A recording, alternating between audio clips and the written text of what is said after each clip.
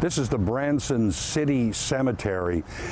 Cemetery much like those throughout the Ozarks, the final resting place of many local citizens. It's stones and memorials, each with a story, with a history all their own.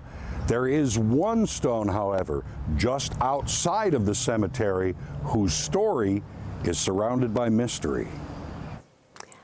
She was the daughter of the man who owned the boatworks and the Samuel Lane Resort on the waterfront. She was in her 30s. She was known to have been a bookkeeper. She did commit suicide. Jumped off the Rock Creek Bridge, which was right down the hill from where she lived. Dr. Mitchell, who was here a long, long time, signed the death certificate. She was expecting, but there was no child. No, she lived in 1922. Her name does not appear in the 1920 census, what leads us to believe that she lived elsewhere, maybe no farther than way Forsyth or Springfield. If she'd been Forsyth, it should have been in the Taney County census. We don't know who she worked with. But on the other hand, in the 1920s, she could have been missed easily.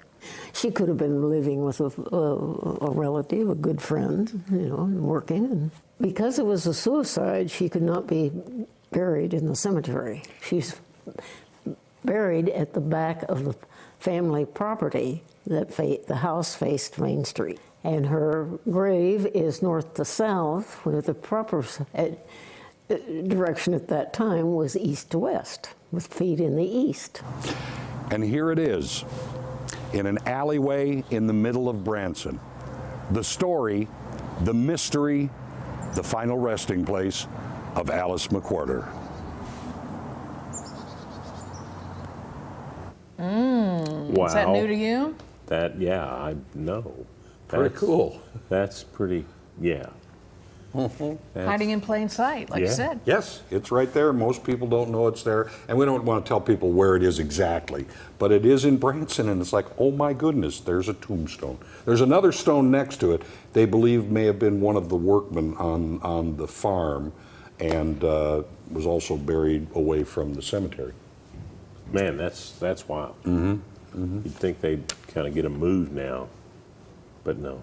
No. Don't want to disturb it now. Hey, I want to guess. remind you about John Waite tonight at the Riff. That's at 7 p.m. The doors are open.